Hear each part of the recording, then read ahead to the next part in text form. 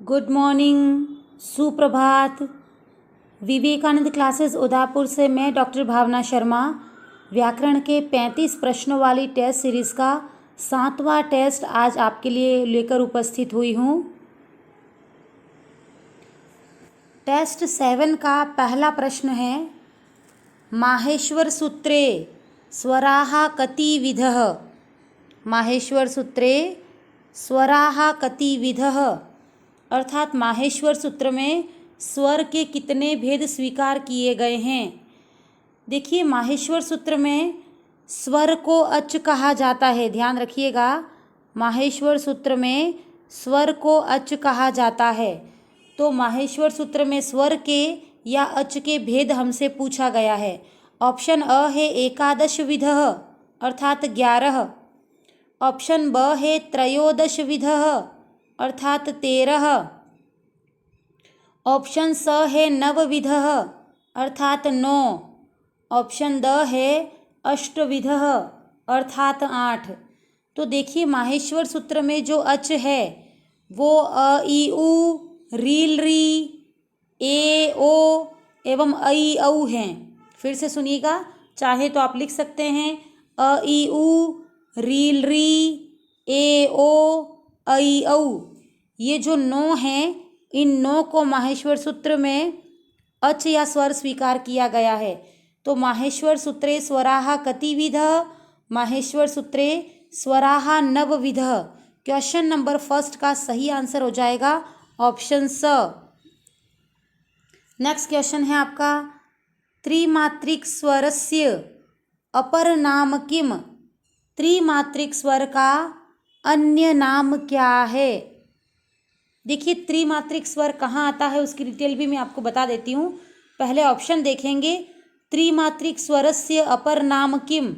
Option अ है अनुनासिकः, option ब है उदात्तः, ऑप्शन स है स्वरितः, ऑप्शन द प्लूतः। देखिए, स्वरों का मात्रा के आधार पर जब विभाजन किया जाता है, फिर से सुनिएगा, जब स्वरों का मात्रा के आधार पर विभाजन किया जाता है तो स्वर के 3 भेद बन जाते हैं। मात्रा के आधार पर स्वर के 3 भेद बन जाते हैं। 3 भेदों में पहला भेद है एकमात्रिक, दूसरा है द्विमात्रिक और तीसरा है त्रिमात्रिक। तो ध्यान दीजिएगा, एकमात्रिक को ह्रस्व कहा जाता है, द्विमात्रिक को दीर्घ कहा जाता है एवं त्रिमात्रिक को प्लूत कहा जाता है। तो हमसे पूछा है कि त्रिमात्रिक का अन्य नाम क्या है, तो त्रिमात्रिक को प्लूत भी कहा जाता है। देखिए, मात्रा, एक मात्रा जो कि लघु कहलाती है, द्विमात्रा जो कि दीर्घ या गुरु कहलाती है और त्रिमात्रा जो कि प्लूत कहलाती है। प्लूत का तात्पर्य है किसी वर्ण को यदि बहुत लंबा खींचा जाए, जैसे कि वंदे, एक तो हम बोलते वंदे और एक हम बोल रहे वंदे। हमने दे को बहुत लंबा खींचा है, 3 गुना खींचा है, अपने ओरिजिनल उच्चारण से 3 गुना खींचा है, तो हम उसे त्रिमात्रिक कहेंगे या त्रिमात्रिक को ही हम प्लुत कहेंगे।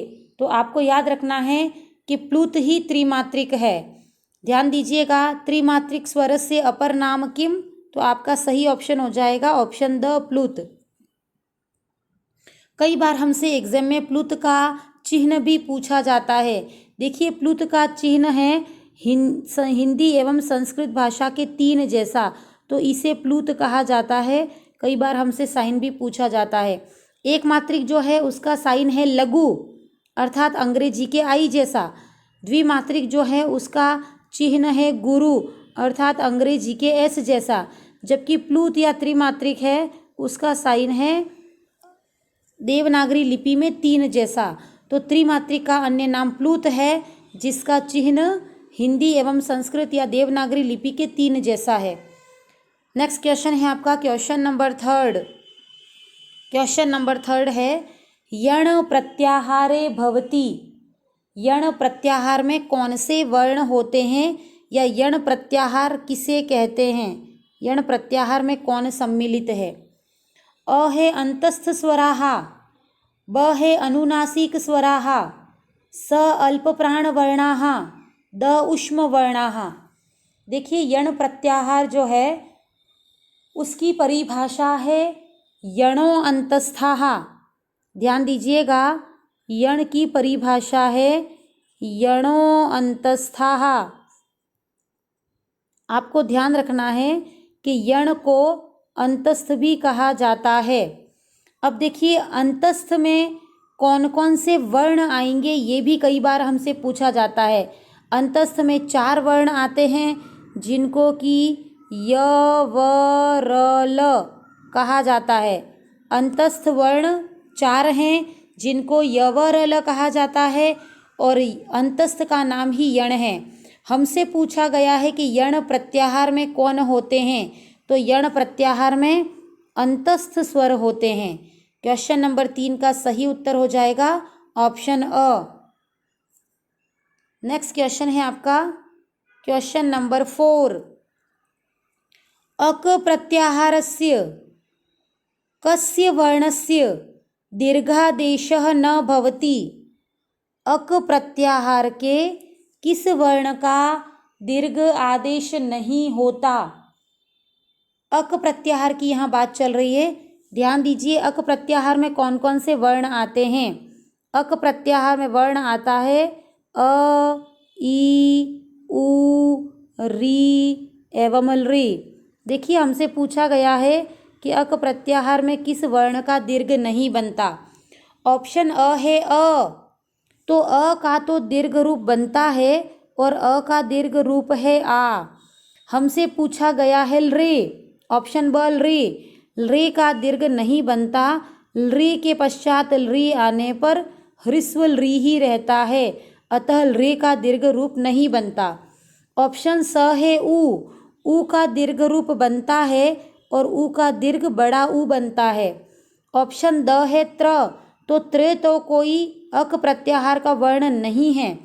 तो अक प्रत्याहार में किस वर्ण का दीर्घ आदेश नहीं होता, तो हमारा सही उत्तर हो जाएगा रे, क्योंकि रे के पश्चात रे आने पर भी री ही बनता है। इसका सूत्र है लृति सवर्णे रे वा। तो क्वेश्चन नंबर 4 का सही उत्तर हो जाएगा ऑप्शन ब, रे का दीर्घ रूप नहीं बनता। नेक्स्ट क्वेश्चन है आपका क्वेश्चन नंबर 5। क्वेश्चन नंबर 5 है ऋणार्णम पदस्य संधि विच्छेदः स्यात्। ऋणार्णम पद का संधि विच्छेद क्या होगा। देखिए ऋणार्णम जो पद है वह बना है ऋण प्लस आर्णम। ऑप्शन ब है ऋणा प्लस ऋणम। ऑप्शन स है ऋण प्लस ऋणम। ऑप्शन द है ऋण प्लस अर्णम। देखिए ऋणार्णम इस पद को जब आप थोड़ा सा अच्छे से बोलेंगे तो ऋणार्णम में आर आ रहा है। ध्यान दीजिए, बीच में हमारे पास एक पद आ रहा है जो कि आर है, और आपको यह ज्ञात हो कि प्रवस्तर कंबल वसन दशन ऋणार्णम, इस प्रकार का जो गुण संधि का अपवाद का सूत्र है, उस सूत्रानुसार ऋण प्लस ऋणम की जब संधि होती है तो वहाँ पर गुण संधि का अपवाद होने के कारण अर के स्थान पर आर आदेश हो जाता है, तो ऋण प्लस ऋणम बराबर ऋणार्णम बनता है। तो आपका ऑप्शन स बिल्कुल सही हो जाएगा, ऋण प्लस ऋणम। देखिए यहाँ ऋण में अ है, ऋण के अंत में ण अर्थात अ है। ध्यान दीजिएगा, ऋण के अंत में अ है और प्लस के निशान के बाद री है। आ के बाद री आने पर तो सामान्यतया अर बनता है, किंतु यह गुण संधि का अपवाद है, अतः यहाँ आर बनेगा। इस प्रकार आपका ऋणार्णम यह पद सिद्ध होता है। नेक्स्ट क्वेश्चन है आपका क्वेश्चन नंबर 6। जगत शब्दस्य तृतीया बहुवचन रूपम भविष्यति। जगत शब्द का तृतीया बहुवचन रूप क्या होगा। ऑप्शन अ है जगत भी। ऑप्शन ब है जगद भी। ऑप्शन स है जगत भी। ऑप्शन द है जगद भी। देखिए व्याकरण का एक नियम है, आप चाहें तो उसको एज अ नोट्स बना सकते हैं। यदि कोई शब्द रूप, कोई भी शब्द रूप, जैसे राम वगैरह शब्द रूप होते हैं, उस प्रकार यदि कोई शब्द रूप क च ट त प अर्थात कचट तप से अंत होता है, यदि कोई शब्द रूप कचट तप से अंत होता है।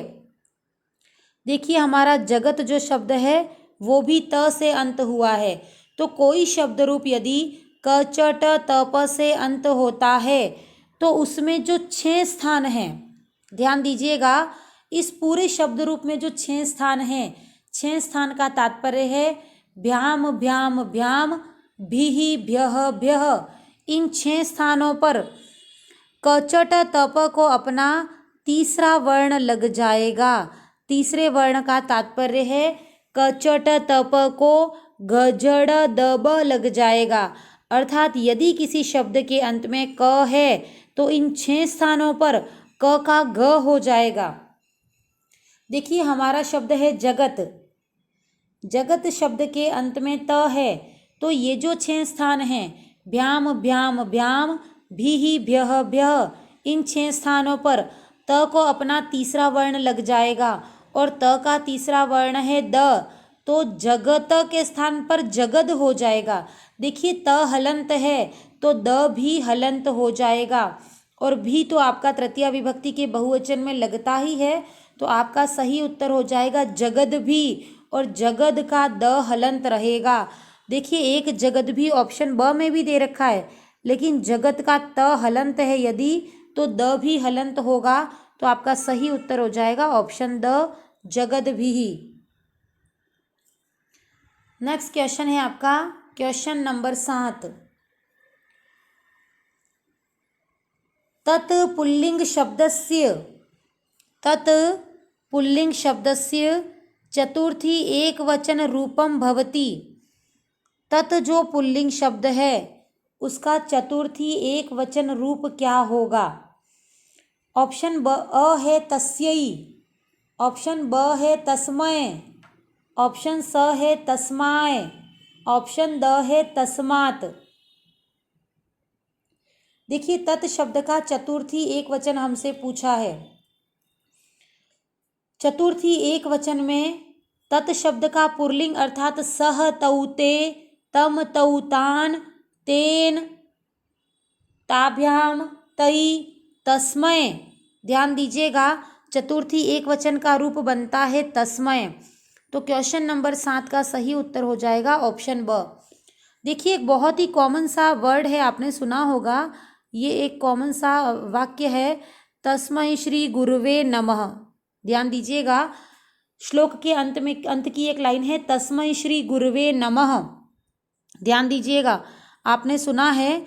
देखिए नमः आपने कारक के सूत्रों में पढ़ा है कि नमः शब्द के योग में सदैव चतुर्थी विभक्ति प्रयुक्त होती है, तो नमः शब्द यदि तस्मै श्री गुरुवे, यदि गुरु के लिए आया है, देखिए नमः के योग में चतुर्थी लगती है, नमस्कार उस गुरु को किया जाता है, तो गुरु में भी गुरुवे लगा है, ये भी चतुर्थी है, और उस गुरु को उस शब्द के लिए यहाँ तस्मय आया है, अतः तस्मय और गुरुवे दोनों शब्दों में नमः शब्द के योग के कारण चतुर्थी विभक्ति प्रयुक्त हुई है। तो आप ऐसे भी याद कर सकते हैं कि तत् शब्द पुल्लिंग अर्थात सह, इसका चतुर्थी एक वचन तस्मय है। नेक्स्ट क्वेश्चन है अपना क्वेश्चन नंबर 8। क्वेश्चन नंबर 8 है दा धातोः विधिलिंग लकार प्रथम पुरुष बहुवचन रूपम भविष्यति। देखिए धातु का नाम है दा, लकार है विधिलिंग लकार, प्रथम पुरुष बहुवचन रूप क्या होगा? दा धातु का तात्पर्य है देना, विधिलिंग लकार का तात्पर्य है चाहिए अर्थ में, और प्रथम पुरुष का बहुवचन रूप हमसे पूछा गया है। देखिए सामान्यतया विधिलिंग लकार बनाते समय पठेत, पठेताम, पठेयुः, इस प्रकार के एत, एताम, एयुः, इस प्रकार के प्रत्यय जुड़ते हैं, किंतु कुछ 5-6 धातुएं ऐसी हैं महत्वपूर्ण जिनमें एत, एताम, एयु के स्थान पर यात याताम युहु चलता है। ध्यान दीजिएगा, कुछ पर्टिकुलर धातु ऐसी हैं जिनमें विधिलिंग लकार बनाते समय यात याताम युहु इस प्रकार के रूप चलते हैं।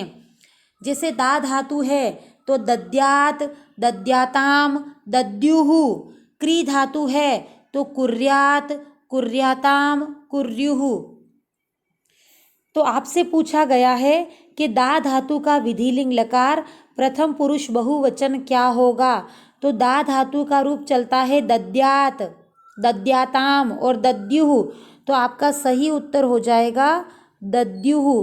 और दद्युहु जो है वो आपके क्वेश्चन ऑप्शन नंबर द में दिखाई दे रहा है। तो क्वेश्चन नंबर 8 का सही उत्तर हो जाएगा दद्युहु। नेक्स्ट क्वेश्चन है आपका क्वेश्चन नंबर 9। त्यज धातु हो, त्यज धातु के लृट लकारे मध्यम पुरुष द्विवचन रूपम भविष्यति। त्यज धातु लृट लकार अर्थात भविष्यकाल मध्यम पुरुष का द्विवचन रूप क्या होगा। देखिए, त्यज का तात्पर्य है त्यागना, त्यज का तात्पर्य है त्यागना। त्यज धातु का भविष्य काल में मध्यम पुरुष का द्विवचन क्या होगा।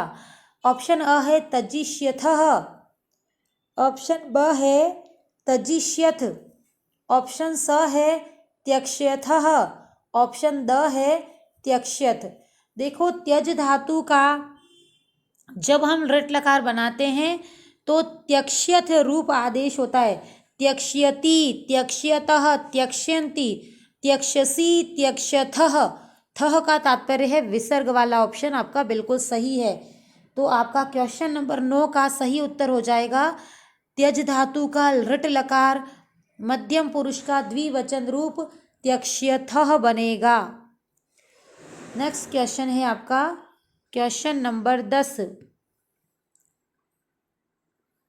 इदम शब्द स्त्रीलिंग तृतीया बहुवचन, इदम शब्द स्त्रीलिंग का तृतीया बहुवचन रूप क्या बनेगा।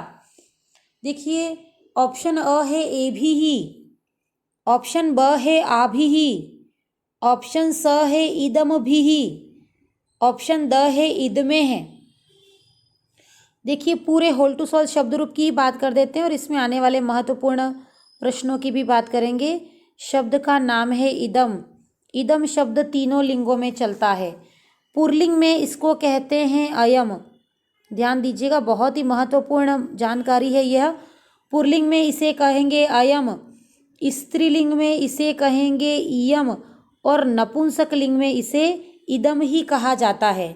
फिर से सुनेंगे, मूल शब्द का नाम है इदम, तो नपुंसक लिंग में तो इसे इदम ही कहा जाता है, किंतु पुल्लिंग में इसे कहेंगे अयम और स्त्रीलिंग में इसे कहेंगे ईयम। हमसे पूछा गया है कि इदम शब्द का तृतीया विभक्ति बहुवचन रूप क्या होगा।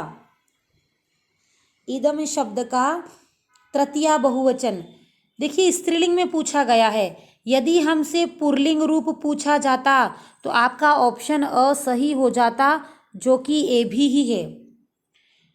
इदम शब्द का पुल्लिंग रूप पूछा जाता तो आपका ए भी हो जाता, किंतु हमसे स्त्रीलिंग पूछा गया है तो आपका सही उत्तर हो जाएगा आभी ही, ऑप्शन नंबर ब।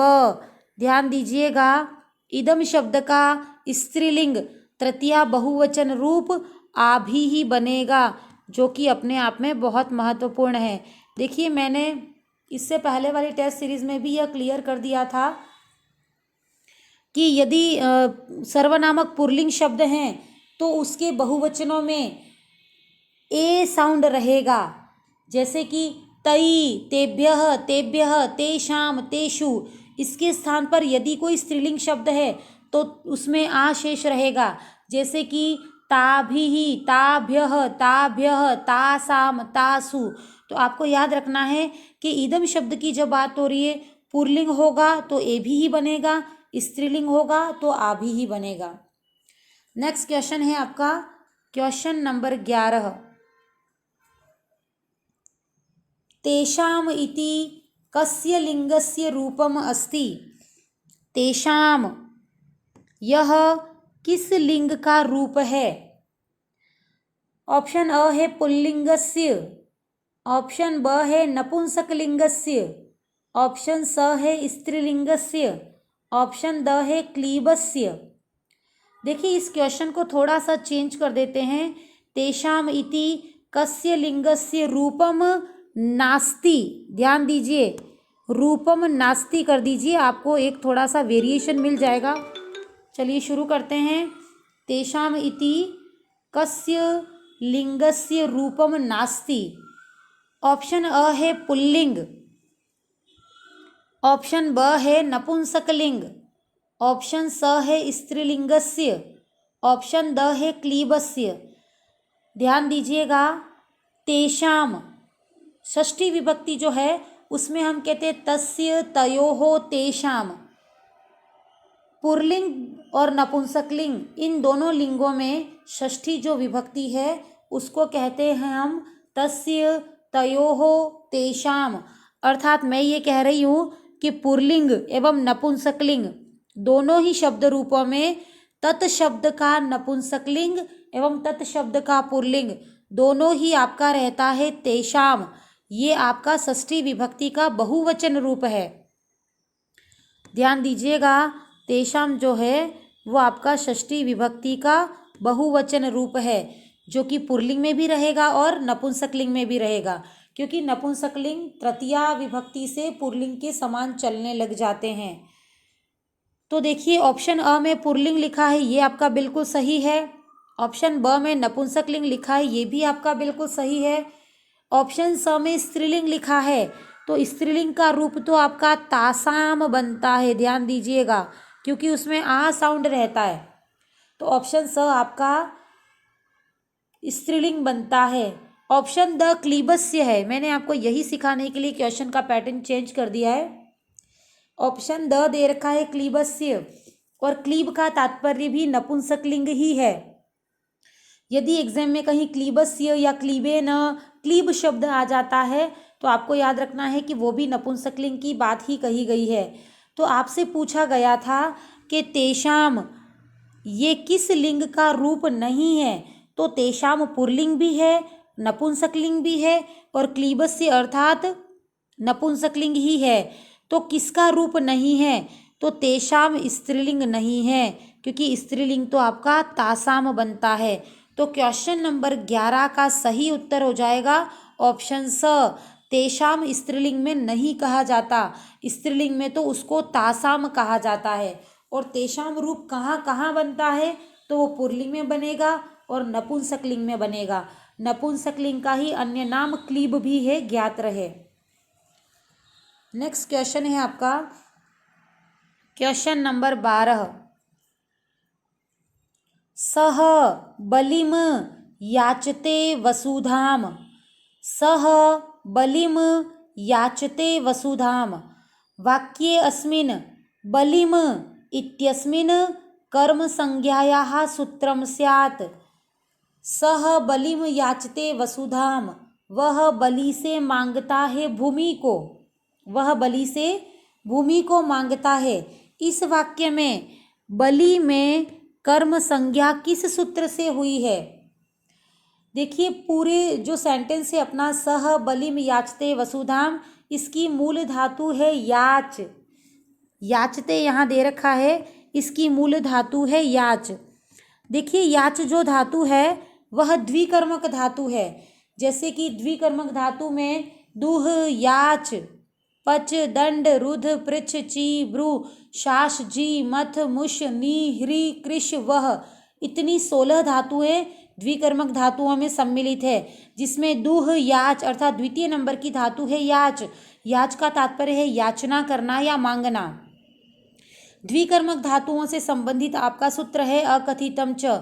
द्वितीय विभक्ति में अकथितम च सूत्रानुसार ये जो 16 धातु हैं, इन 16 धातुओं का प्रयोग होने पर 2 बार कर्म आएंगे। तो देखिए यहाँ पर सह अर्थात कर्ता और याचते अर्थात क्रिया, इन दोनों को छोड़कर बलिम और वसुधाम इन दोनों में द्वितीय विभक्ति लगी है। तो आपको याद रखना है कि याच आपकी द्विकर्मक धातु है, इसका प्रयोग होने पर 2 बार कर्म आया है और हमें यहाँ पर भी बलिम और वसुधाम में 2 बार कर्म स्पष्ट रूप से नजर आ रहा है। आपसे प्रश्न पूछा था इस वाक्य में बलिम में कर्म संज्ञा किस सूत्र से हुई है, तो बलिम में कर्म संज्ञा करने वाला सूत्र आपका अकथितम च हो जाएगा। ऑप्शन ब बिल्कुल शुद्ध है। नेक्स्ट क्वेश्चन है आपका क्वेश्चन नंबर 13। उपपद विभक्त्याः उदाहरणं किम अस्ति? उपपद विभक्ति का उदाहरण कौन सा है? ऑप्शन अ है अंग विकारः, ऑप्शन ब अभीतः परितः, ऑप्शन स प्रीयमाणः, ऑप्शन द जातिषु निर्धारणम। देखिए उपपद विभक्ति किसे कहते हैं उसकी पूरी जानकारी एक बार लेते हैं। विभक्तियां 2 प्रकार की होती हैं, एक है उपपद विभक्ति और एक है कारक विभक्ति। कारक विभक्ति वो है जो कि विशेष नियमों के आधार पर लग जाती है, किंतु उपपद विभक्ति वह है जो किसी विशेष पद के कारण उसमें कोई पर्टिकुलर विभक्ति लगे। जैसे कि आपने देखा होगा नमः, स्वस्ति, स्वाहा, स्वधा, अलम, वषट, योगात, इसमें नमः पद होगा तो चतुर्थी लगेगी। स्वाहा, स्वस्ति, स्वधा, ये पर्टिकुलर हमें विभक्तियां या हमें पर्टिकुलर उपपद दे दिए गए हैं ताकि ये उपपद होगा तो ही ये विभक्ति लगेगी। इसी प्रकार अंतरा, अंतरेण, अंतरा पद होगा या अंतरेण पद होगा तो द्वितीया विभक्ति लगेगी। इसी प्रकार अभीतः, परितः, समया, निकषा, हा, प्रति, ये पद होंगे तो द्वितीया विभक्ति लगेगी। इसके अतिरिक्त जितने भी सूत्र हैं उसमें हमें सामान्य बात कही है। जैसे ऑप्शन अ को ही देखिए आप, अंग विकार, किसी भी व्यक्ति का कोई भी अंग विकार हो तो विकृत अंग में तृतीया विभक्ति लगेगी। तो यहाँ पर कोई पर्टिकुलर पद नहीं दिया है कि आँख विकृत होगा तो ही तृतीया लगेगी। यहाँ पर हमें एक नियम का सामान्यीकरण कर दिया गया है। जबकि ऑप्शन ब को देखिए, अभीतः, परितः, यहाँ हमें बाउंड किया है, हमें पर्टिकुलर पद दे दिए हैं कि अभीतः, परितः, समया, निकषा, हा, ये पद होंगे तो इन पदों में द्वितीया विभक्ति लगेगी। तो ध्यान दीजिए उपपद विभक्ति में हमें कुछ पर्टिकुलर पद दे दिए जाते हैं, जैसे कि नमः, स्वस्ति, स्वाहा, स्वधा, इसी प्रकार अभीतः, परितः, अंतरा, अंतरेण, जुगुप्सा, विराम, प्रमाद। तो ये पर्टिकुलर जो पद हैं उनके कारण यदि कोई विभक्ति लगती है तो उसे उपपद विभक्ति कहा जाता है। आशा है आपको बहुत अच्छे से समझ में आ गया होगा। तो क्वेश्चन नंबर 13 का सही उत्तर हो जाएगा अभीतः, परितः, ऑप्शन ब। नेक्स्ट क्वेश्चन है क्वेश्चन नंबर 14। कृष्ण के चारों ओर सखा हैं, वाक्यस्य संस्कृत अनुवादम किम भविष्यति? कृष्ण के चारों ओर सखा हैं, इस वाक्य का संस्कृत अनुवाद क्या होगा? देखिए पूरे सेंटेंस में वह पद देखिए जो कि आपने कारक में पढ़ा है, और कारक में आपने पढ़ा है चारों ओर, और चारों ओर के लिए यहाँ देखिए सभी ऑप्शन में परितः आया है। तो आपको याद रहेगा कि चारों ओर के लिए परितः आया है। तो ये अभीतः, परितः, समया, निकषा, हा, प्रति, योगे, अपि, द्वितीया, तो यहाँ पर द्वितीया विभक्ति से संबंधित सूत्र है ये। देखिए किसके दोनों ओर, किसके चारों ओर, किसके निकट, किसके प्रति दुख, तो जिसका हमें एड्रेस मिलता है, यहाँ हमें एड्रेस मिल रहा है कृष्ण के चारों ओर, तो किसके चारों ओर, तो हमारा एड्रेस हो गया कृष्ण। तो कृष्ण में हमें द्वितीया विभक्ति लगानी है। तो देखिए ऑप्शन अ में है कृष्णस्य परितः, यहाँ षष्ठी विभक्ति लगी है अर्थात यह अशुद्ध है। ऑप्शन ब है कृष्णः परितः, कृष्ण में प्रथमा विभक्ति लगी है अर्थात यह भी अशुद्ध है। ऑप्शन स है कृष्णम, ऑप्शन स है कृष्णम, और ध्यान दीजिएगा कृष्णम में द्वितीया विभक्ति लगी है। तो आपका ऑप्शन नंबर स शुद्ध हो गया, कृष्णम परितः। अब देखिए एक कृष्ण है और उसके चारों ओर यदि बहुत सारे सखा हैं तो कम से कम 4 सखा चाहिए चारों ओर के लिए, और 4 शब्द बहुवचन में आता है अर्थात हरि ही, हरि, हरयः, उसी प्रकार सखा, सखायऊ, सखायह, ध्यान दीजिए 4 सखा होंगे तो वह सखायह कहलाएगा।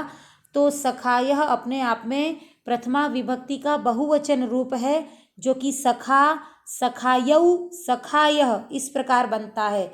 तो परितः के योग में द्वितीया विभक्ति लगनी चाहिए थी, तो कृष्णम में द्वितीया विभक्ति लगी है। और सखा बहुत सारे हैं, कम से कम 4 तो होने ही चाहिए चारों ओर के लिए, तो 4 सखा हैं, इसीलिए सखायह आया है। और हैं शब्द का भी बहुवचन लगेगा, तो सखायह संति यह रूप बना। क्वेश्चन नंबर 14 का सही उत्तर था ऑप्शन स। चलिए देखते हैं नेक्स्ट क्वेश्चन। नेक्स्ट क्वेश्चन है आपका क्वेश्चन नंबर 15। प्राचार्य पदे समासः विद्यते। प्राचार्य पद में कौन सा समास है? ध्यान दीजिएगा, प्राचार्य पद में कौन सा समास है? ऑप्शन अ है अव्ययी भाव समासः, ऑप्शन ब है केवल समासः, ऑप्शन स है तत्पुरुष समासः, ऑप्शन द है बहुव्रीहि समासः। समास का कोई भी पद दे रखा है, उसका लिंग कौन सा है, उसमें उपसर्ग लग रहा है या नहीं, उसकी प्रकृति कैसी है, इसको यदि आप थोड़ा सा डिफाइन करेंगे, उस मूल शब्द के नियमों पर जाएंगे, तो आपका आंसर स्वतः निकल कर आएगा। देखिए यहाँ प्राचार्य लिखा है, प्र आपका उपसर्ग है, तो सबसे पहले आपका उपसर्ग है, इसके बाद प्र के बाद आपका मूल शब्द है आचार्य, तो उपसर्ग के बाद आपकी आ गई आचार्य संज्ञा, और संज्ञा के बाद आपका प्राचार्य में विसर्ग लगा है, तो विसर्ग आपको कहता है पुल्लिंग। देखिए पहला पद उपसर्ग है, दूसरा पद संज्ञा है और तीसरा पद पुल्लिंग है। यदि उपसर्ग, संज्ञा और नपुंसकलिंग होता तो आपका ऑप्शन अ हो जाता अव्ययी भाव समास। ध्यान दीजिएगा, समस्त पद से अव्ययी भाव समास छांटने के लिए आपको एक भी उदाहरण नहीं रटना है। आपको पहला पद उपसर्ग, दूसरा पद संज्ञा एवं तीसरा पद नपुंसकलिंग देखना है। यदि तीसरा पद नपुंसकलिंग है, जैसे प्राचार्यम होता, तो हम कहते हैं कि यह अव्ययी भाव समास है, किंतु उपसर्ग प्लस संज्ञा प्लस पुल्लिंग होने पर वह समास बन जाएगा तत्पुरुष समास। और तत्पुरुष समास में भी यह प्रादि तत्पुरुष कहलाता है, जिसमें प्र आदि उपसर्ग आगे लगते हैं और अंत में पुल्लिंग होता है। ध्यान दीजिएगा, आगे उपसर्ग और पीछे पुल्लिंग, तो आपका प्रादि तत्पुरुष समास कहलाएगा। देखिए यहाँ प्रादि नाम नहीं दे रखा है, लेकिन ऑप्शन स में तत्पुरुष दे रखा है, तो प्रादि तत्पुरुष तत्पुरुष समास का ही एक भेद है। अतः क्वेश्चन नंबर 15 का सही उत्तर हो जाएगा ऑप्शन स। नेक्स्ट क्वेश्चन है आपका क्वेश्चन नंबर 16। शंकुलाखंडः पदे समासः भवति। शंकुलाखंड पद में समास होता है। ऑप्शन अ है तत्पुरुषः, ब अव्ययी भावः, स केवल समासः, द बहुव्रीहि समासः। शंकुलाखंड पद में कौन सा समास होगा? देखिए शंकुलाखंड क्या है, पहले उसको क्लियर करें। सुपारी जो होती है उसको काटने का जो कटर है, जो यंत्र है, उसे शंकुला कहा जाता है। तो किसी सुपारी के लिए हम ये कहते हैं कि यह सुपारी तो शंकुला के द्वारा खंड की गई है। ध्यान दीजिएगा, यह सुपारी तो शंकुला के माध्यम से या शंकुला द्वारा खंड की गई है अथवा तोड़ी गई है। तो यहाँ पर के द्वारा एवं से, शंकुला से तोड़ी गई है, शंकुला द्वारा तोड़ी गई है, तो से या द्वारा शब्द प्रयुक्त हुआ है, जो कि तृतीया विभक्ति का एक रूप है। कर्ता ने कर्म को करण से या करण के द्वारा, तो यहाँ पर तृतीया विभक्ति प्रयुक्त हुई है। अब देखिए, जिस भी समास में, बहुत अच्छे से सुनिएगा, जिस भी समास में कारक चिन्ह प्रयुक्त होते हैं वह तत्पुरुष समास कहलाता है।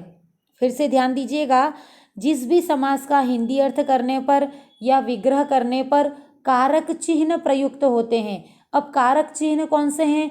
कर्ता ने, कर्म को, करण से या करण के द्वारा, संप्रदान के लिए, इस प्रकार के हिंदी अर्थ जहाँ निकलेंगे वहाँ तत्पुरुष समास होगा।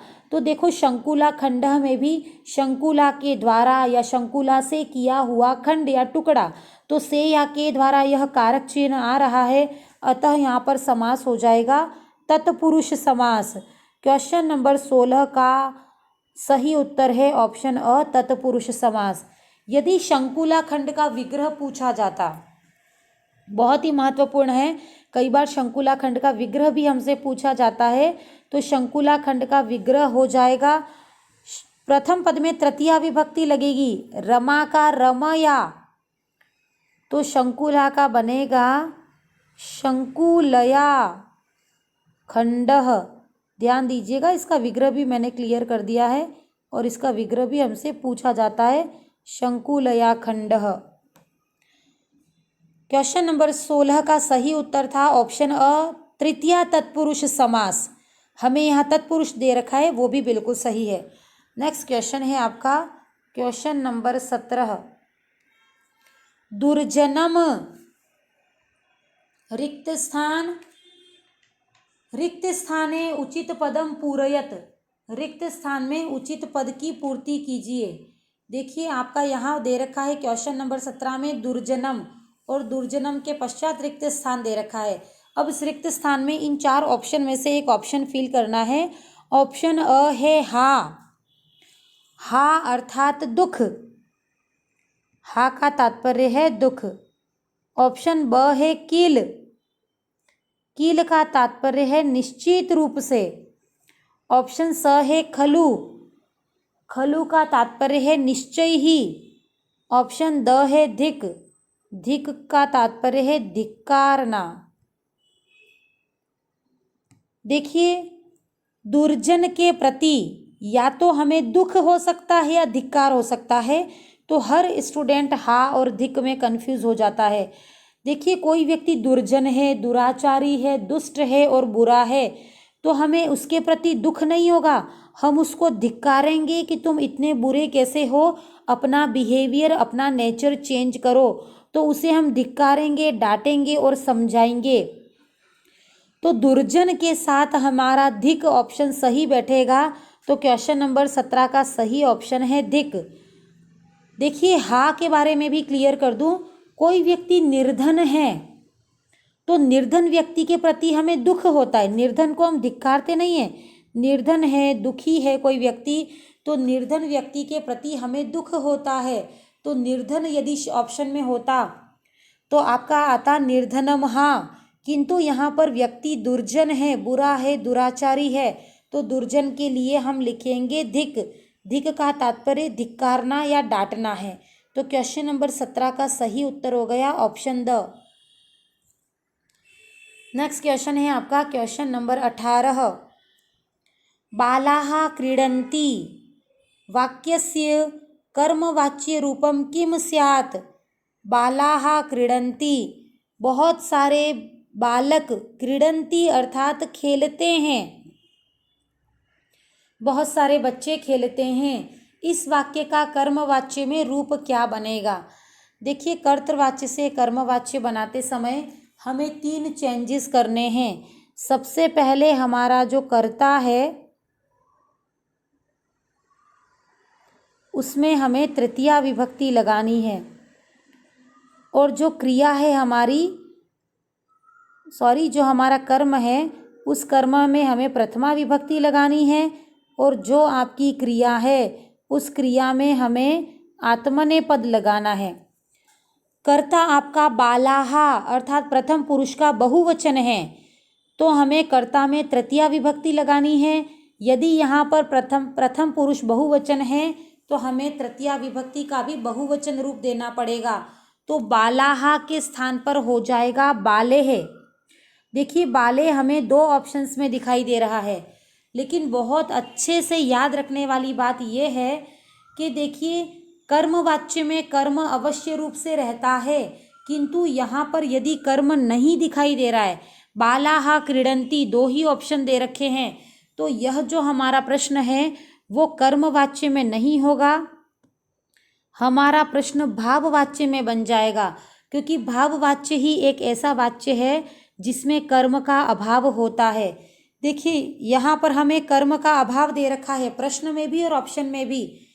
तो इस वाक्य को हम कर्म वाच्य में परिवर्तित न करके भाव वाच्य में परिवर्तित करेंगे। तो भाव वाच्य में भी आपको यही करना है कि कर्ता में तृतीया विभक्ति लगानी है।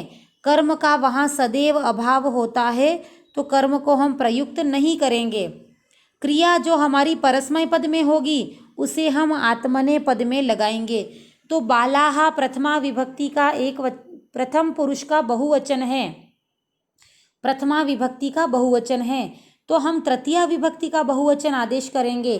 तृतीया विभक्ति का बहुवचन राम के अनुसार रामई वैसा बालई हो जाएगा और बालई हमें नजर आ रहा है ऑप्शन ब एवं स में। फिर हमारा कर्म का अभाव है और हमें क्रिया दे रखी है क्रीडंती। तो आपको याद रखना है कि भाव वाच्य में जो क्रिया है वो सदैव प्रथम पुरुष एक वचन के रूप में चलती है। फिर से सुनिएगा, यदि प्रश्न भाव वाच्य का है तो याद रखना है कि कर्तृवाच्य में तो क्रिया कर्ता के अनुसार चलेगी, कर्म वाच्य में क्रिया कर्म के अनुसार चलेगी और भाव वाच्य में क्रिया भाव के अनुसार चलेगी। अर्थात भाव वाच्य में क्रिया सदैव नपुंसकलिंग प्रथम पुरुष एक वचन में रहती है। प्रथम पुरुष एक वचन का तात्पर्य है क्रीड्यते। तो हमारा सही उत्तर हो जाएगा बाले है क्रीड्यते। हमारा ऑप्शन सही हो जाएगा। क्रीड्यन्ते इसलिए नहीं बनेगा क्योंकि बाले है कर्ता के अनुसार क्रिया नहीं चलानी हमें एक वचन के रूप में क्रिया चलानी है। अतः हमारा सही उत्तर हो जाएगा क्रीड्यते, ऑप्शन स बाले है क्रीड्यते। नेक्स्ट प्रश्न है आपका प्रश्न नंबर 19। अभ्युपागमः पदे कति उपसर्गाः भवन्ति। अभ्युपागम शब्द में कितने उपसर्ग हैं। देखिए अभ्युपागम शब्द कैसे बना है उसको क्लियर करें। सबसे पहले अभि उपसर्ग है, फिर आपका उप उपसर्ग, फिर है आंग उपसर्ग, फिर आपका गम धातु है और इसके पश्चात आपका ल्यप प्रत्यय है। देखिए बहुत ज़्यादा जब व्याकरण में हम पारंगत हो जाते हैं तो किसी भी शब्द की व्युत्पत्ति करने में, उसकी सिद्धि करने में हम समर्थ हो जाते हैं। तो आप भी निरंतर यदि व्याकरण पढ़ते रहेंगे तो ये सिद्धि आपको भी प्राप्त हो जाएगी। अभ्युपागमः पदे कति उपसर्गाः भवन्ति। अभ्युपागम पद में कितने उपसर्ग हैं। उपसर्ग है अभि, उप, आंग, गम एवं ल्यप, ये आपकी पूरी सिद्धि है। देखिए अभ्युपागम शब्द में अभि, उप और आंग ये तीन उपसर्ग प्रयुक्त हुए हैं। गम धातु है और ल्यप प्रत्यय है। आपसे पूछा गया है अभ्युपागम पद में कितने उपसर्ग हैं, तो आपको क्लियरली मैंने दिखा दिया है, यहाँ तीन उपसर्ग प्रयुक्त हुए हैं। देखिए हिंदी भाषा में आ मरण आ जन्म के लिए आ उपसर्ग प्रयुक्त होता है, किंतु वहीं संस्कृत में आ नाम का कोई उपसर्ग नहीं है। संस्कृत में उपसर्ग का नाम हो जाएगा आंग, और आंग में अंग की इत्संज्ञा होकर आ शेष रहता है, किंतु संस्कृत में उपसर्ग का नाम आ नहीं आंग ही कहलाएगा, इसीलिए मैंने यहाँ आंग लिखा है। देखिए नेक्स्ट क्वेश्चन है आपका क्वेश्चन नंबर 20। अहम गुरुम प्रश्नम पृच्छामि वाक्यस्य लृट लकार रूपम किम भविष्यति। मैं गुरु से प्रश्न पूछता हूँ, इस वाक्य का लृट लकार रूप क्या होगा। देखिए लृट लकार का तात्पर्य है भविष्यकाल। यहाँ रूप परिवर्तित करना है, धातुओं का लकार परिवर्तित करना है। तो देखिए लकार परिवर्तित करते समय पूरा वाक्य तो यथावत ही रहेगा, आपको केवल उस वाक्य का लकार ही परिवर्तित करना है। तो लकार हमेशा धातुओं में परिवर्तित किया जाता है। यहाँ पर आपकी धातु है पृच्छामि, और पृच्छामि जो धातु है वह उत्तम पुरुष का एक वचन है, तो आपको लृट लकार का भी उत्तम पुरुष एक वचन देना होगा। तो देखिए पृच्छ धातु, लृट लकार, उत्तम पुरुष एक वचन। अब हमें यह सर्च करना है। ऑप्शन अ है पृच्छिष्यामि, यह रूप नहीं बनेगा। प्रक्ष्यामि, ऑप्शन ब। ऑप्शन स है अप्रक्ष्यामि, ऑप्शन द है पृक्ष्यामि। ध्यान दीजिएगा, मूल धातु आपकी प्रच्छ है तो आपका प्र ही रहेगा। ध्यान दीजिएगा, प्री नहीं होगा। ये जो प्री दिखाई दे रहा है वो आपका बिल्कुल नहीं होगा। मूल धातु आपका पृच्छ है तो आपका प्र ही रहेगा, अतः आपका रूप बन जाएगा प्रक्ष्यामि। ऑप्शन ब बिल्कुल सही है। अहम गुरुम प्रश्नम प्रक्ष्यामि। देखिए, प्रक्ष्यति, प्रक्ष्यतः, प्रक्ष्यन्ति, प्रक्ष्यसि, प्रक्ष्यतः, प्रक्ष्यत, प्रक्ष्यामि, प्रक्ष्यावः, प्रक्ष्यामः, ये पूरा रूप आपका बनता है। यह पृच्छ धातु बहुत ही महत्वपूर्ण है और मैं तो ये कहती हूँ कि जितनी भी धातुएं हैं उनका लृट लकार रूप आप अवश्य रूपेण याद करके जाइएगा। एग्जाम में जो 2-1 प्रश्न आते हैं आपके, वो सामान्यतया लृट लकार या विधिलिंग लकार से पूछे जाते हैं। नेक्स्ट क्वेश्चन है आपका क्वेश्चन नंबर 21। मम पुत्रः अथर्वः, मम पुत्रः अथर्वः मातृभक्तः पटुः चञ्चलः च अस्ति। वाक्ये अस्मिन् कति विशेषण पदानि सन्ति। इस वाक्य में कितने विशेषण पद हैं। मेरे पुत्र का नाम अथर्व, वास्तव में भी सही बात है, मेरे पुत्र का नाम अथर्व ही है। यहाँ मैंने उसी को आधार मान के ये प्रश्न बनाया है। मम पुत्रः अथर्वः मातृभक्तः पटुः चंचलः च अस्ति। इस वाक्य में कितने विशेषण हैं। देखिए, कर्ता सबसे पहले छाटेंगे। कर्ता का नाम है अथर्वः। अब इसकी विशेषता क्या है। ये एक तो मातृभक्त है, एक पटु है और एक चंचल है। तो अथर्व की 3 विशेषताएं हो गई। विशेषताओं को ही विशेषण कहा जाता है। तो क्वेश्चन नंबर 21 का सही उत्तर हो गया ऑप्शन स। नेक्स्ट क्वेश्चन है आपका क्वेश्चन नंबर 22।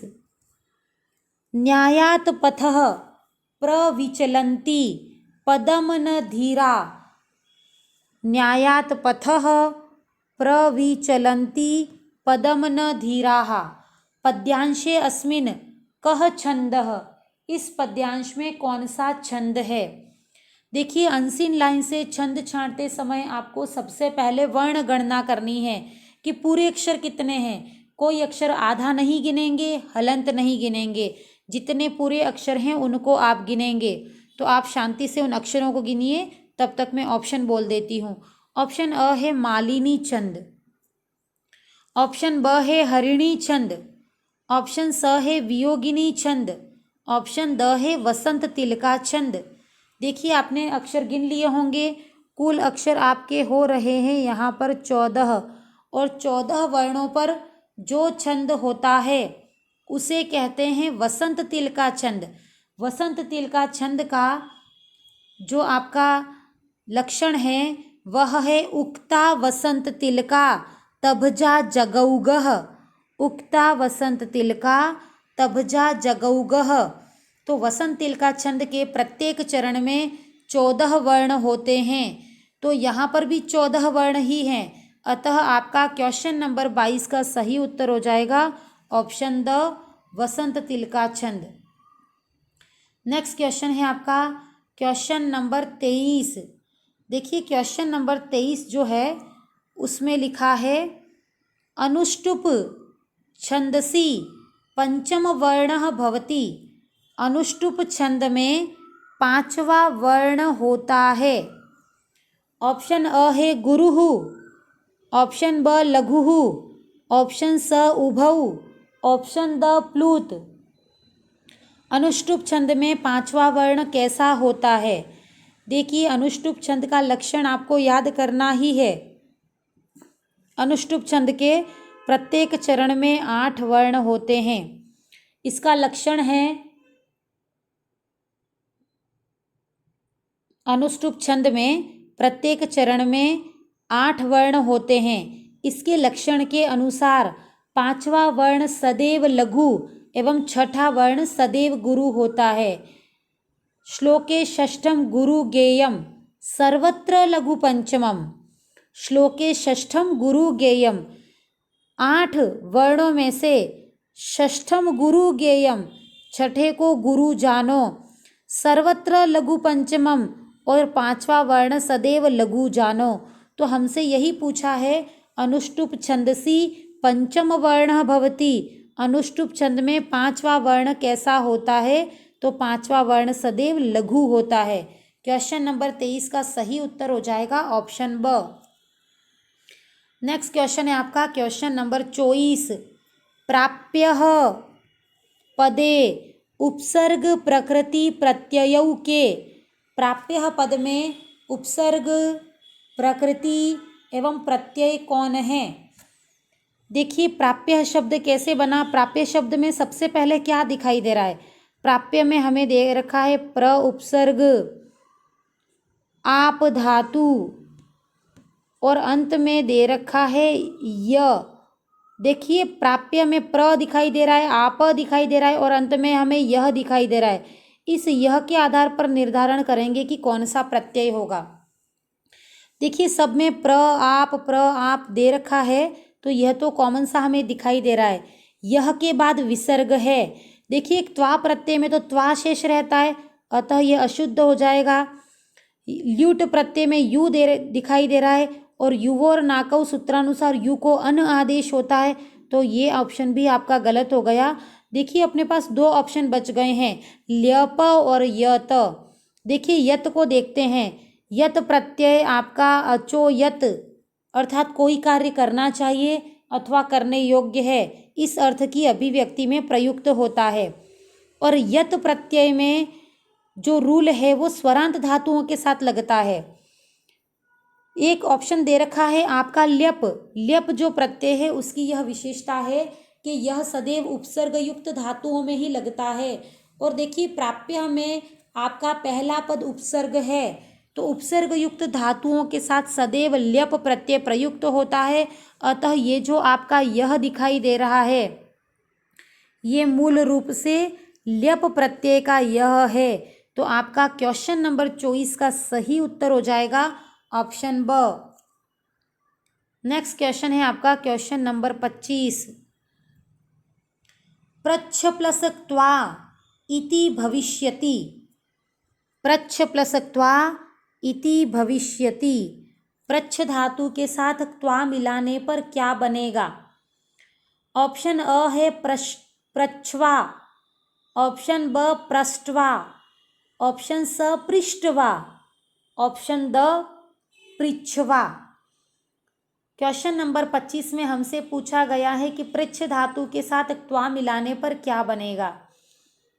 देखिए ध्यान रखिएगा, पृच्छ जो धातु है उसमें त्वा प्रत्यय मिलाना है। त्वा प्रत्यय में त्वा शेष रहता है और आपकी धातु का नाम है पृच्छ। तो देखिएगा पृच्छ धातु में एक यह नियम है कि ये जो आपका च एवं छ लगा है उसके स्थान पर षटकोण का श हो जाता है। और यह नियम भी है कि षटकोण के श के पश्चात यदि त आता है तो ये त आपका ट बन जाएगा। फिर से सुनेंगे, जहाँ जहाँ पर भी त से अंत होने वाले प्रत्यय हैं, जैसे कि त्वा में त दिखाई दे रहा है, जितने भी तुमुन है, तवतु है, त है, या जितने भी त से प्रारंभ होने वाले जो प्रत्यय हैं जिनमें त शेष रहता है प्रारंभ में, उन प्रत्ययों के साथ ये रूल अप्लाई होगा कि पृच्छ धातु के च एवं छ के स्थान पर षटकोण का श लग जाएगा और पीछे आने वाला जो आपका त है वो सदैव ट बन जाएगा। तो आपका देखिए यहाँ पर एक रूप बन गया। ऊपर से सारे वर्णों को नीचे उतारते हैं तो आपका ये बन गया प्र, षटकोण का आधा श, आधा ट हलंत और वा, आपका यह रूप बन गया। किंतु एक और नियम बहुत महत्वपूर्ण है कि जिन भी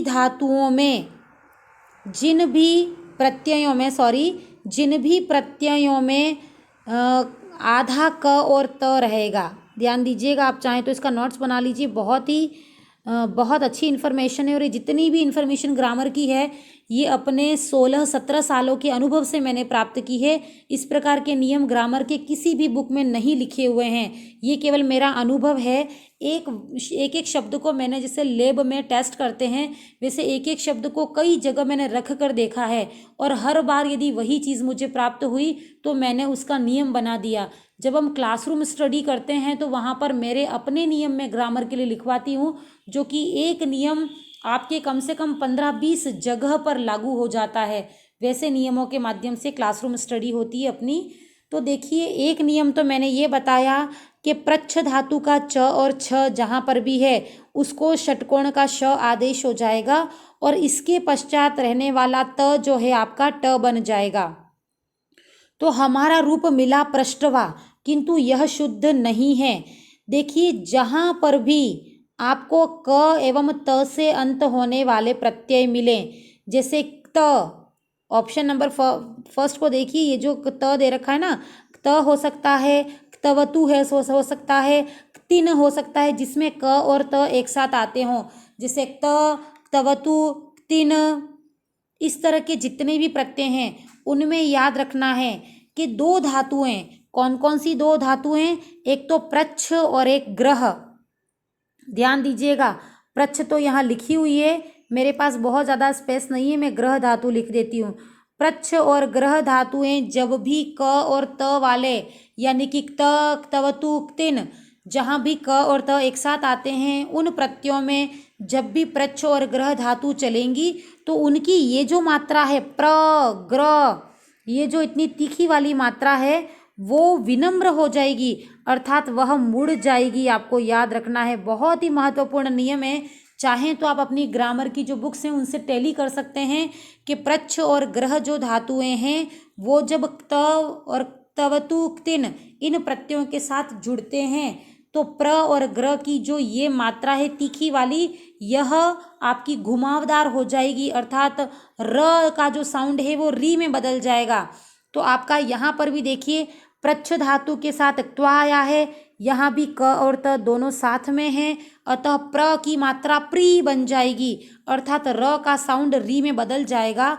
तो आपका पृष्ठवा नहीं होगा, ऑप्शन ब नहीं होगा, आपकी मात्रा री में बदल गई है, तो आपका सही उत्तर हो जाएगा पृष्ठवा। क्वेश्चन नंबर 25, प्रच्छ प्लस त्वा बराबर पृष्ठवा रूप बनेगा, और पूरी सिद्धि मैंने करके बता दी है।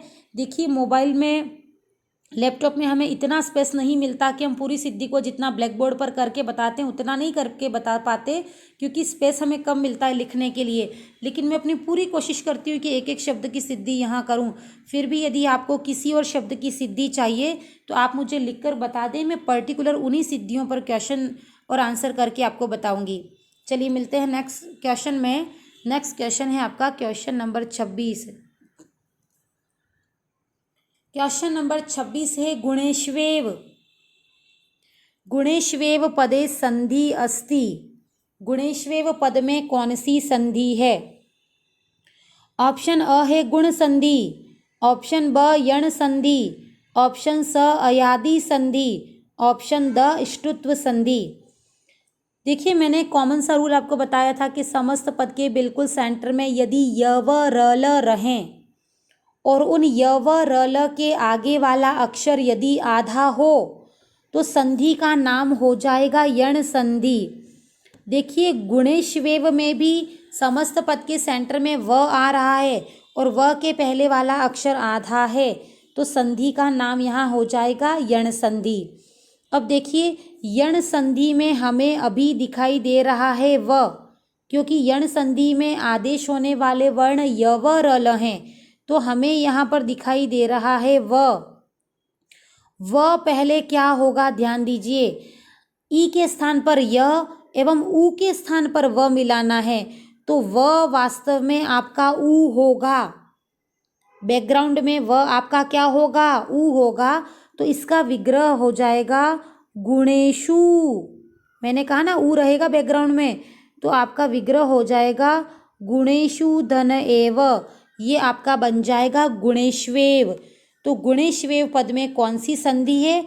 आपका आंसर हो जाएगा यण संधि, क्योंकि य व र ल के आगे आधा अक्षर आने पर सामान्यतया 99% यण संधि ही होती है, लेकिन हमें उसका विग्रह सार्थक रूप से करके देखना होता है कि क्या दोनों पद सार्थक हैं। इसके पश्चात ही आप एग्जामिनेशन में आंसर को राइट करें। नेक्स्ट क्वेश्चन है आपका क्वेश्चन नंबर 27। तस्मात् तदेव वक्तव्यम रिक्त स्थान का दरिद्रता। तस्मात् तदेव वक्तव्यम, इसलिए वैसा ही बोलना चाहिए। रिक्त स्थान क्या का दरिद्रता, कैसी कंजूसाई या कैसी गरीबी, तो उस प्रकार वैसा ही बोलना चाहिए। ये जो आपकी सूक्ति है ये आपकी पाठ्य पुस्तकों से ली गई है। तो देखिए, प्रिय वाक्य प्रदानेन सर्वे तुष्यन्ति जन्तवः। प्रिय वाक्य बोलने से सर्वे तुष्यन्ति जन्तवः, सभी प्राणी संतुष्ट एवं प्रसन्न हो जाते हैं। तस्मात् तदेव वक्तव्यम, इसीलिए वैसा ही बोलना चाहिए, अर्थात मीठा ही बोलना चाहिए। वचने का दरिद्रता, बोलने में कैसी कंजूसाई या बोलने में कैसी दरिद्रता। पूरे श्लोक को फिर सुनेंगे। प्रिय वाक्य प्रदानेन सर्वे तुष्यन्ति जन्तवः तस्मात् तदेव वक्तव्यम वचने का दरिद्रता। तो आपका सही ऑप्शन हो जाएगा वचने, बोलने में कैसी कंजूसाई। देखिए, जितनी भी मेरी टेस्ट सीरीज़ हैं उसमें मैं आपके क्लास 6 से लेकर 10 तक में जितनी सूक्तियाँ हैं, जितने श्लोक हैं, जितने श्लोकों के रिक्त स्थान बनते हैं वो मैंने समाहित किए हैं। तो आपको 6 to 10 पढ़ने की आवश्यकता, यदि आपके पास समय है तो आप अवश्य पढ़िए, लेकिन समय नहीं है तो आप सूक्तियाँ, सुभाषित या रिक्त स्थान की पूर्ति वाले प्रश्न ना ढूंढें। मैं हर प्रश्न यहाँ लेकर आ चुकी हूँ, और जितने भी संधि समास के उदाहरण हैं वो भी मैंने क्लास 6 से लेकर 10 तक की बुक से ही समाहित किए हैं। चलिए देखते हैं नेक्स्ट क्वेश्चन। नेक्स्ट क्वेश्चन है आपका क्वेश्चन नंबर 28। निर्गत्य पदस्य विग्रहम अस्ति। निर्गत्य पद का विग्रह क्या है। निर्गत्य पद का विग्रह क्या है। ऑप्शन अ है निर प्लस गम प्लस ल्यप। ऑप्शन ब है निर प्लस गम प्लस ल्यप। ऑप्शन स है निर प्लस गत प्लस ल्यप। ऑप्शन द है नी प्लस गत्य प्लस गय। देखिए, क्वेश्चन नंबर 28 में हमें निर्गत्य पद दे रखा है। निर्गत्य पद को देखिए, आगे उपसर्ग दे रखा है और अंत में य है। ध्यान दीजिएगा, आगे उपसर्ग दे रखा है और अंत में य है। उपसर्ग के पश्चात धातु है, धातु के पश्चात य है। और इस प्रकार का कॉम्बिनेशन जब भी होता है उपसर्ग युक्त धातुओं में हम सदैव ल्यप प्रत्यय लगाते हैं। तो ल्यप प्रत्यय आपका हमें 3 ऑप्शन में दिखाई दे रहा है। फिर आपकी मूल धातु जो है वो गम होती है। गम भी हमें 2 ऑप्शंस में दिखाई दे रही है। आपका देखिए, उपसर्ग 2 ऑप्शन है आपके पास, निह एवं निर। आपको ज्ञात है कि उपसर्ग का नाम सदैव निर होता है। निर प्लस गम प्लस ल्यप बराबर निर्गत्य। तो क्वेश्चन नंबर 28 का सही उत्तर हो जाएगा ऑप्शन ब।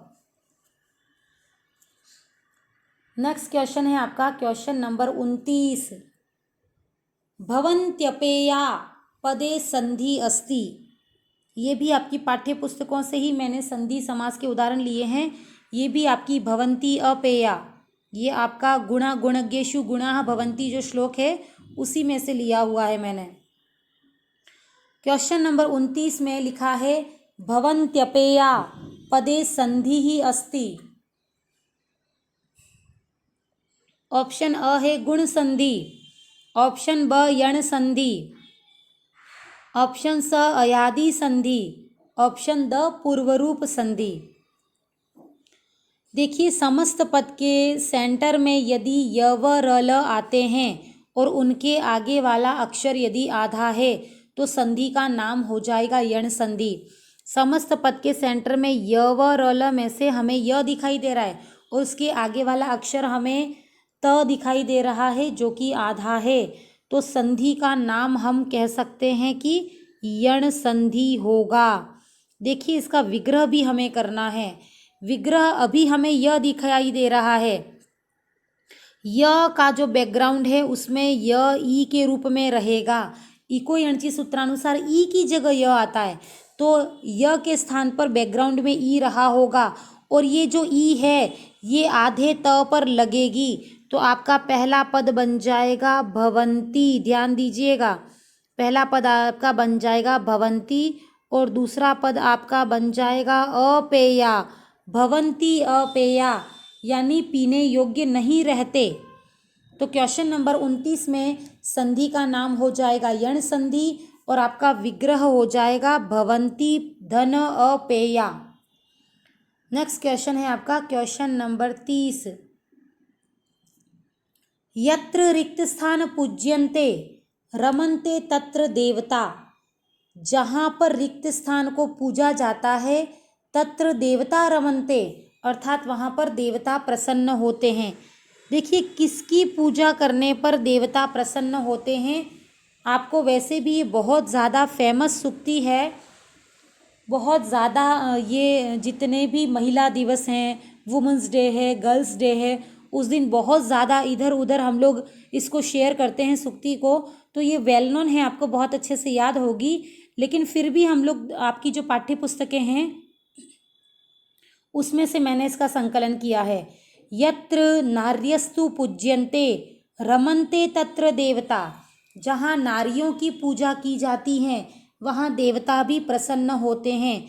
तो क्वेश्चन नंबर 30 में सही उत्तर हो जाएगा नार्यस्तु, क्योंकि जहाँ स्त्रियों का सम्मान एवं स्त्रियों की पूजा होती है वहाँ पर तो देवता भी प्रसन्न होते हैं। क्वेश्चन नंबर 30 का सही उत्तर है ऑप्शन ब।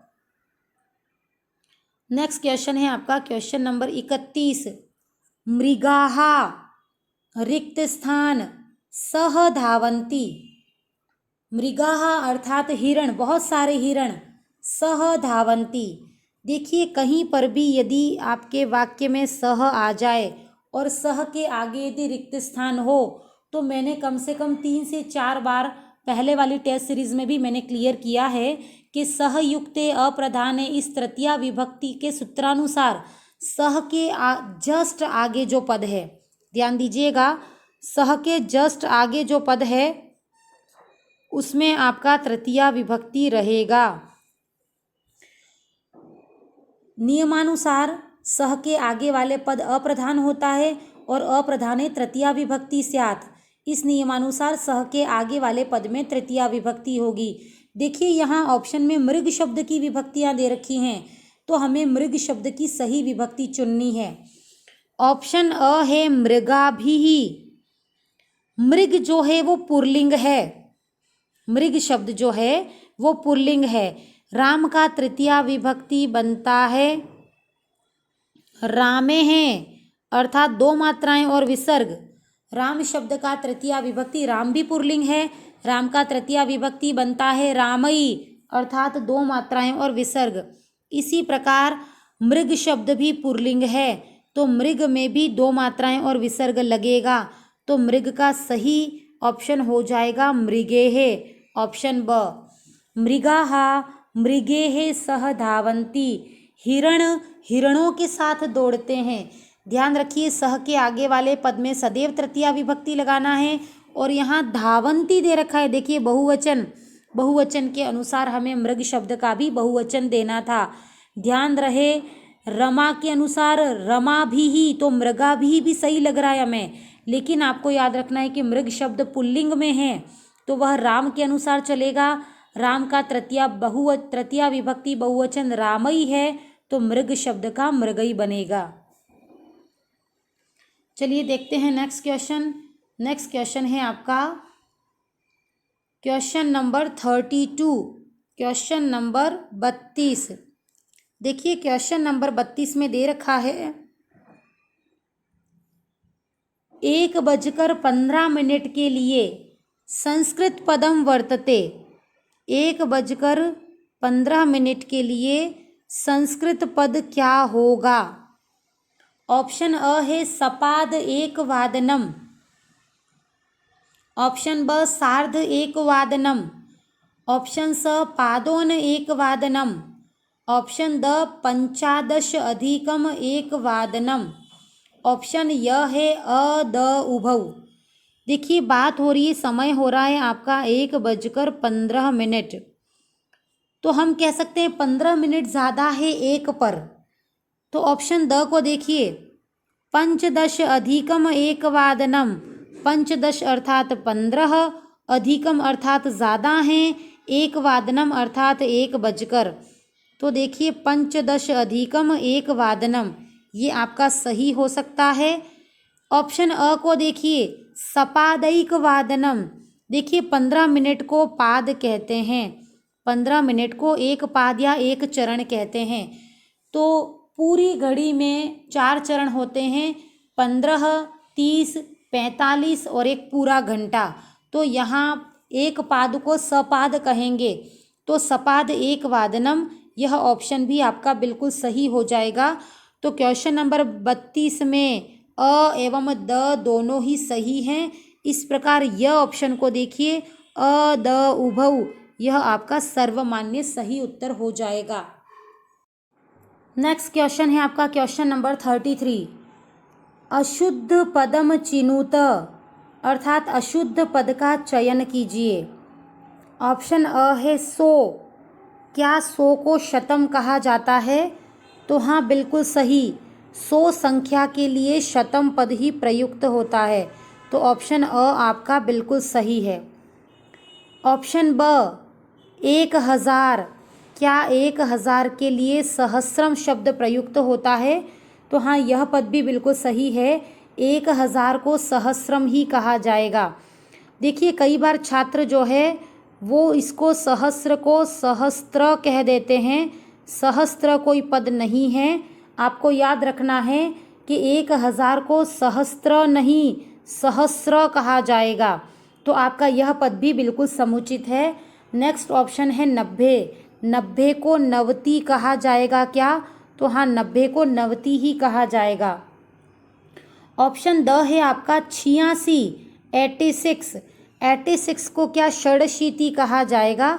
तो देखिए 86 जो है वो 2 शब्दों से मिलकर बना है।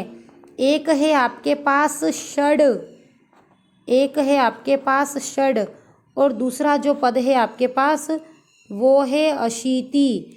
तो ध्यान दीजिएगा, षड का ड हलंत जब अ के साथ मिल जाएगा तो वो ड पूरा हो जाएगा। फिर से सुनिएगा, षड का ड हलंत जब अशीति के अ के साथ मिल जाएगा तो वो ड पूरा हो जाएगा। तो आपका सही उत्तर हो जाएगा षडशीति, अर्थात हमें हलंत नहीं चाहिए। जबकि ऑप्शन नंबर द में षड का ड हलंत है, अर्थात यह अशुद्ध पद है। तो क्वेश्चन नंबर 33 का सही उत्तर हो जाएगा षडशीति, अर्थात 86, यह पद अशुद्ध या गलत है। क्वेश्चन नंबर 33 का सही उत्तर हो जाएगा ऑप्शन द। नेक्स्ट क्वेश्चन है आपके पास क्वेश्चन नंबर 34।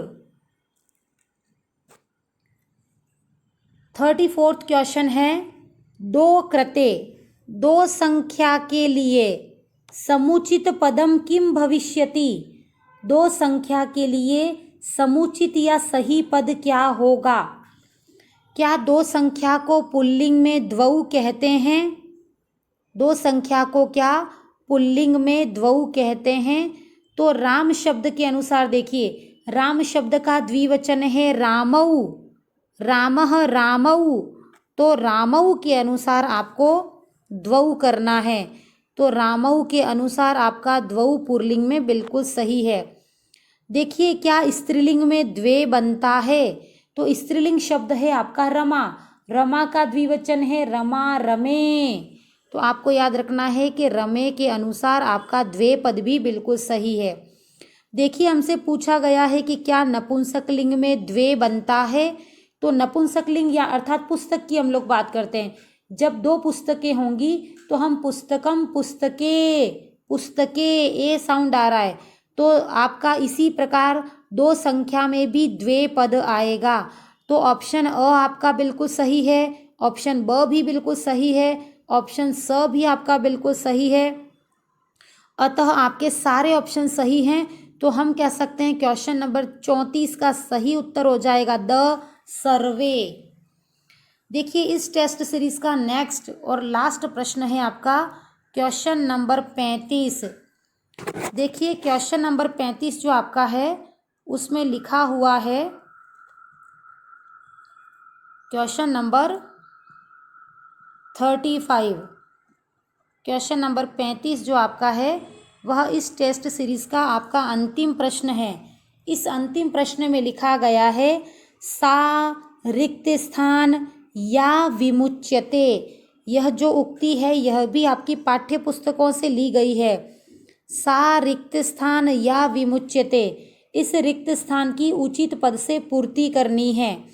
तो यह बहुत ही महत्वपूर्ण उक्ति है, बहुत ही महत्वपूर्ण कथन है और बहुत सारे विश्वविद्यालयों और बहुत अच्छे अच्छे संस्थानों का यह टैगलाइन अर्थात मोटिवेशन वाला सेंटेंस भी रहता है, यह ध्येय वाक्य भी रहता है।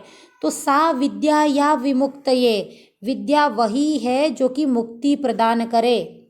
सा विद्या, विद्या शब्द स्त्रीलिंग में है, तो सा विद्या या विमुक्तये, विद्या वही है जो कि मुक्ति प्रदान करने में सहायक हो। तो क्वेश्चन नंबर 35 का सही ऑप्शन हो जाएगा ऑप्शन ब विद्या, सा विद्या या विमुक्तये। जितनी भी सुक्तियाँ, जितने रिक्त स्थान मैंने यहाँ पर लिए हैं वो सारे आपकी पाठ्य पुस्तकों से लिए हैं। ये रिक्त स्थान आपको किसी भी प्रकार से पूछे जा सकते हैं, अशुद्ध, शुद्ध अथवा रिक्त स्थान की पूर्ति। तो आप इन जितने भी रिक्त स्थान की पूर्ति वाली सुक्तियाँ मैंने ली हैं उनको आप एक जगह पर कलेक्ट करके अवश्य रूप से याद करें।